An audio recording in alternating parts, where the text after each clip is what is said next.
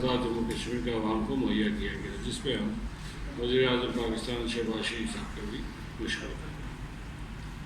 अब जो सूरत हाल पैदा हो गई है कि हुकूक की बात करते करते ये कॉन्स्टिट्यूशन पे चले गए,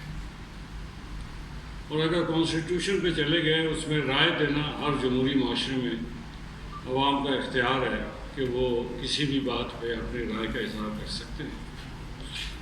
लेकिन जब वो तशद्दुद पे और नफ़रत पर मबनी बयानिए पे आ गए तो हमारे लिए मुश्किलात बढ़ गई और हमें सामने आना पड़ा कि हमारी रियासत जम्मू कश्मीर के मुसलमानों की जो जद्दोजहद है वो इलाके पाकिस्तान की जद्दोजहद है। इसमें किसी किस्म की कम्प्रोमाइज़ हम नहीं कर सकते, इसमें किसी किस्म की कमी बेशी हम नहीं कर सकते। पाकिस्तान हमारे लिए क़िबला और काबा के बाद मुतबर्रक रियासत है और हम इसको इसी नज़र से देखते हैं। हमारे दरमियान सियासी इख्तलाफात हो सकते हैं, लेकिन पाकिस्तान के मामले में हम किसी किस्म की कम्प्रोमाइज़ करने को तैयार नहीं हैं। और आज़ाद कश्मीर के 99.9% अवाम, मैं आपसे गुजारिश करना चाहता हूँ, वो पाकिस्तान से मोहब्बत करते हैं, इलाके पाकिस्तान के नज़रिए पे बिलीव करते हैं और उसी नज़रिए के साथ आज भी वाबस्ता है। एक नई सूरत हाल पैदा हो गई कि आज एक साहब उठे और उन्होंने रावला कोर्ट के मुकाम पर धरना दिया। धरना जमहूरी माशरे में लोग देते हैं, लेकिन जब रोड्स बंद करना शुरू हुए, जब अस्पतालों पे हमला करना शुरू किया, सिक्योरिटी फोर्सेस पे हमला करना शुरू किया, उसके नतीजे में फिर लोगों को फिर सिक्योरिटी फोर्सेस को रिटेलिएट करना पड़ा, तो जिसके नतीजे में ये एक ऐसी बात शुरू हो गई जिस बात की किसी सूरत हम मुताबिक नहीं हो सकती। आज मैं आपसे गुजारिश करना चाहता हूँ, एक साहब जो ख्वाजा मेहरान साहब हैं, उन्होंने एक तकरीर की और उन्होंने पाकिस्तान के मुसल्लह अफवाज और इदारों में काम करने वाले, आज़ाद जम्मू कश्मीर से ताल्लुक़ रखने वाले अफराद को कहा कि आप उनको बगावत पे उकसाने की कोशिश की, जो किसी सूरत काबिल कबूल नहीं। ये आज़ाद कश्मीर का और कश्मीरी अवाम का एजेंडा नहीं हो सकता, ये हिंदुस्तान का एजेंडा हो सकता। और हम हिंदुस्तान के एजेंडे को आज़ाद कश्मीर में इंशाअल्लाह चलने देंगे। इसी तरह एक और साहब हैं, उन्होंने भी इसी किस्म की तकरीरें की वहाँ, सरदार अमान साहब, और उन्होंने भी पाकिस्तान की रियासत के ख़िलाफ़,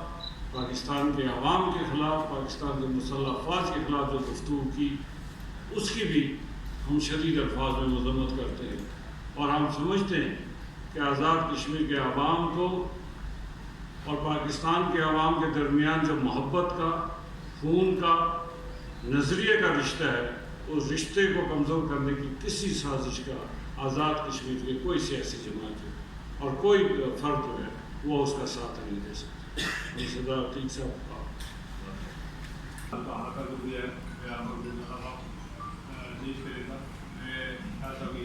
सारी बातों की तारीफ करता हूँ और मुस्लिम कांग्रेस के नुमाइंदे की हैसियत से कहना चाहता हूँ कि ये जो आज़ाद कश्मीर एक्शन कमेटी का खेल है, ये पब्लिक वेलफेयर के एरिया में जो डिमांड्स हैं उनसे शुरू हुआ था। अगर चीनी चावल की अल्लाह का शुक्र है, अल्लाह का शुक्र है, मैं रिकॉर्ड में इस बात को दोहराना चाहता हूँ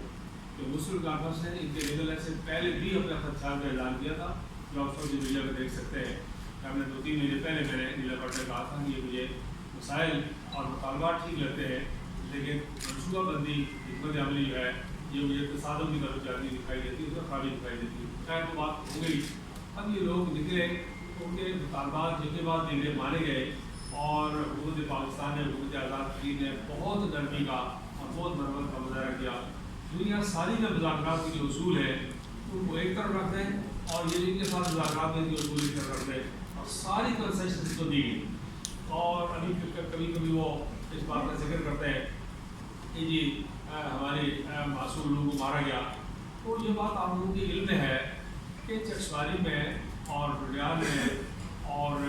براک میں اور چمیٹی میں جو نقصان ہوا وہ 3 سے 4 ارب روپے کا نقصان ہے ایک بات، اور جو لوگ مارے گئے ان کی تعداد 14 سے 17 ہے۔ جن جرائم کا ارتکاب ہوا وہ ان کے ریکارڈ کے مطابق 170 ہے، جو لکھ کر دیا ہے۔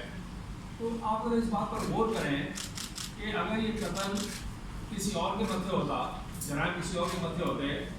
مسلم کامن کے متھے ہوتے، نون لیگ کے متھے ہوتے، پیپلز پارٹی کے کھاتے میں ہوتے، تو ہم مطالبہ کرتے تھے کہ ہمارے نامی کی جائے، انتظامیہ کے متھے ہوتے وہ کرتے۔ لیکن آپ نے دیکھا کہ انہوں نے تحریری طور پر مطالبہ کیا کہ یہ قتل کے مقدمات واپس لیے جائیں، ایف آئی آر واپس لی جائے، اور انہوں نے مطالبہ کیا کہ یہ 170 ایف آئی آر جائیں، یہ سسپینڈ کی جائیں، وہ مطالبہ مانا گیا۔ میں اس کے پہلے دن سے بھی خراب تھا، آج بھی خراب ہو، لیکن میں یہ بات کہنا چاہتا ہوں کہ حکومت پاکستان نے مرمت کا مظاہرہ کیا اور بڑی جنروسٹی کا مظاہرہ کیا اور انہوں نے کر دیا، ٹھیک ہو گیا۔ تو ان کا مطالبات کر رہی اس بات کی دلیل ہے کہ جرائم کا ارتکاب انہوں نے کیا تھا اور ان کی ذمہ داری تھی۔ اس سے پھر آپ آگے چلیں تو چلتے چلتے یہ ایجنڈا طول پکڑتا گیا اور طویل ہوتا گیا، اور اس ایجنڈے میں آپ دیکھیں کہ آٹا چیری بیڑی ایک طرف رہ گئے اور آہستہ آہستہ آئینی باتیں آ گئی، مہاجرین کے ووٹ کا حق آ گیا۔ اس کے بعد پھر ایکٹ 74 کی بھی بات شروع ہو گئی، اس پہ بھی لوگوں نے کہا کہ ٹیک ٹو بیک ورڈ چینل پہ بات ہوتی رہے اور آہستہ آہستہ چیزیں جو ہے وہ ان کو آگے لے کے چلے۔